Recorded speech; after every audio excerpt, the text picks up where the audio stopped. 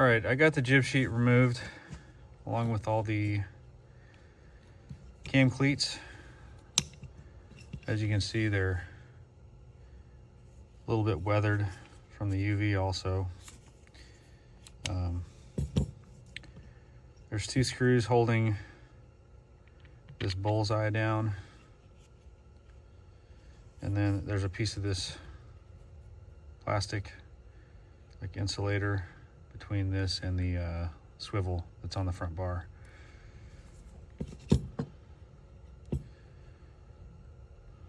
So these pieces are not too dirty, but I'm gonna go ahead and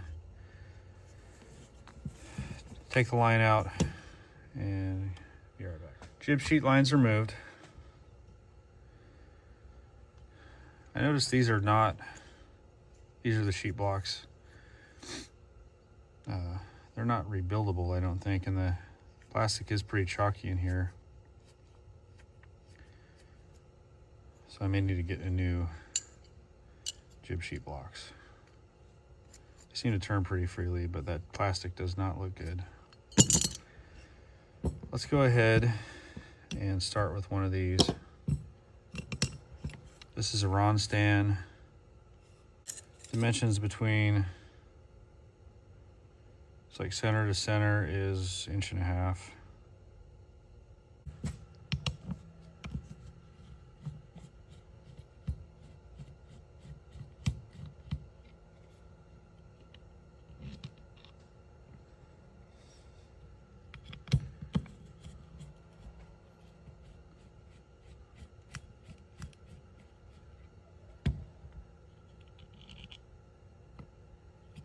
Okay, it's coming off the plate.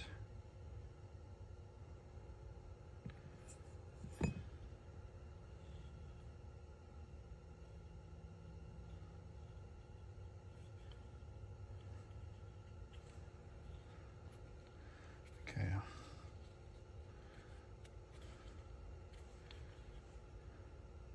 Looks like this is kind of gonna roll forward.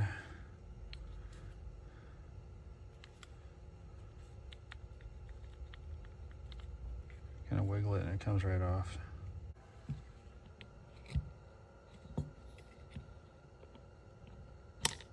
Okay.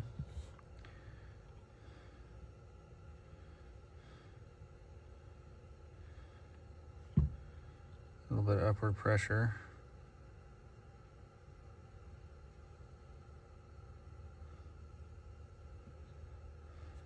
Pretty dirty in there. Glad I'm taking this apart. All right, so a little upward pressure, that came right off. There's a spring. Betting that has to engage the spring.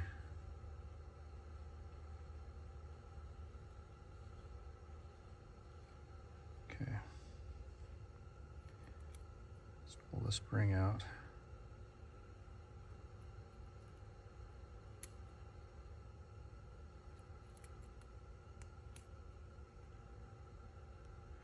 Okay, the spring is hooked.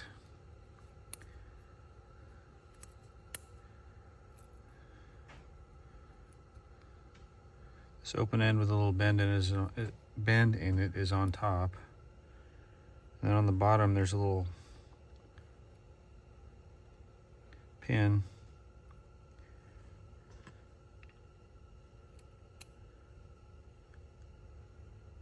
It's hooked right there. Just slightly pull upward on it. Okay, it's coming up. Okay, so that's gonna go, that was in the hole to the left of that plastic spacer.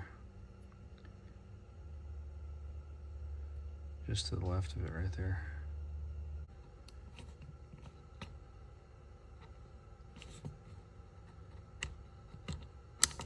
There we go. So this one is clockwise, and It's going to the right side as you look from the top of the little bushing.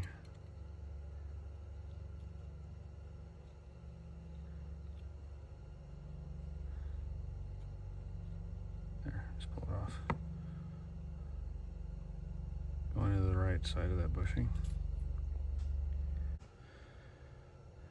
All right, I'm gonna go back up to the house and clean these up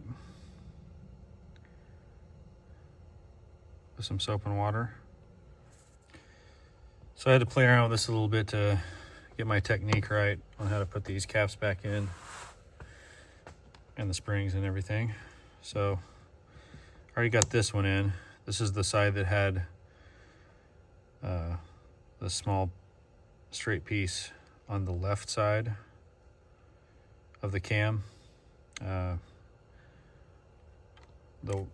The bushing's got a kind of a keyway. There's going to be a left and a right side. So this side has it on the left. I don't know if it really matters a whole lot, but the springs are definitely wound different ways. So this side is going to go on the right side of the bushing. So this is how I found out how to do this. The best way I can figure. Just go ahead and put the spring in. Put that piece down inside. And you're left with this little piece right here. So I'm gonna have to pull this up a little bit and I'll get this piece ready. This has a male piece that goes into this little slot down here. These are really designed well too. I see there's like a drain hole so water can get out. All right, so I'm gonna kind of hold that down. Hold this piece down with one finger and pull up on this spring. Try not to pull it all the way out. And then there's that slot right there. I'm gonna kind of capture that spring in the slot. And then I'm gonna rotate it around to where that gray, this little part of the gray thing right there needs to snap down into the red piece right there. So that's what I'm gonna do.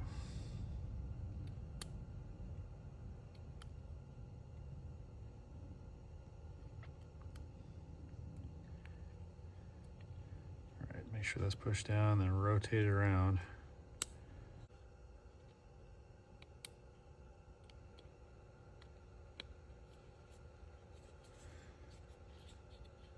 Yeah, see, it's not all the way in there. When it's all the way in there, you can tell it snaps real good. When it's partially out. Okay, I got it. Snaps back nicely.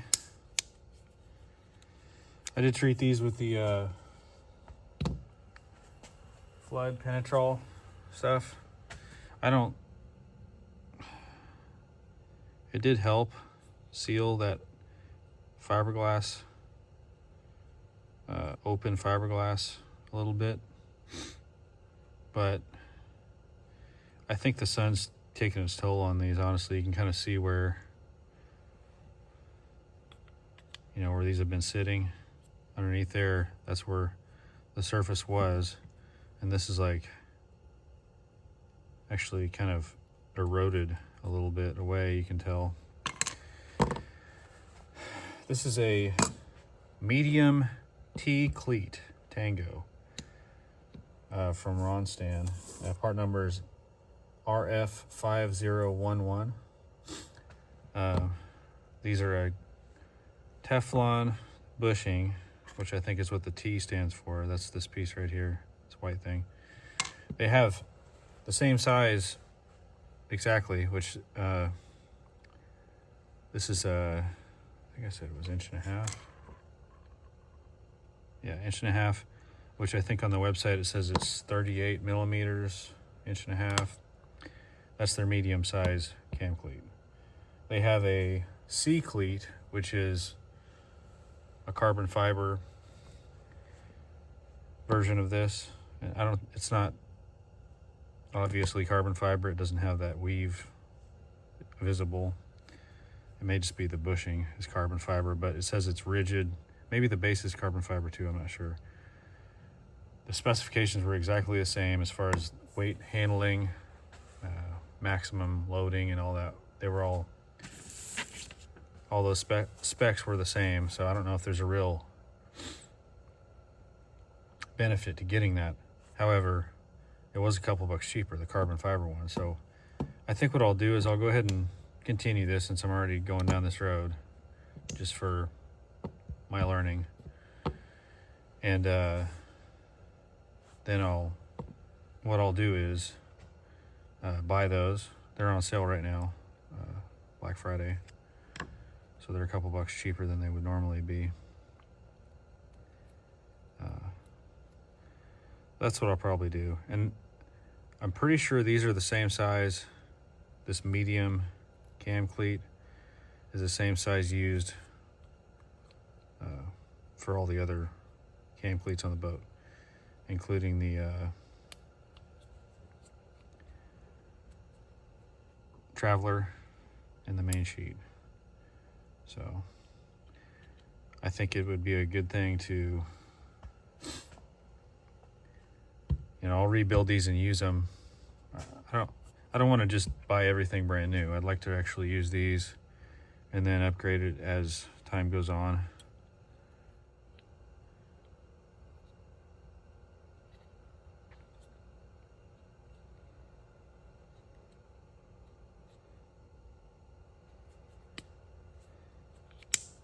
All right.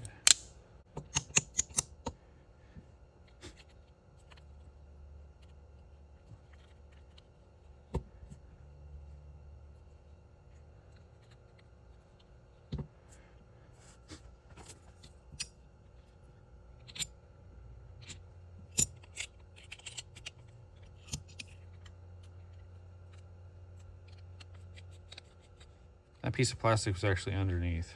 It was between the, I think this is aluminum. That's what this plastic piece is probably doing. You got aluminum and stainless steel, so they were smart enough to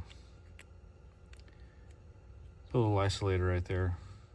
All right, I just grabbed the main Traveler cam cleat, and as you can see, it's the same exact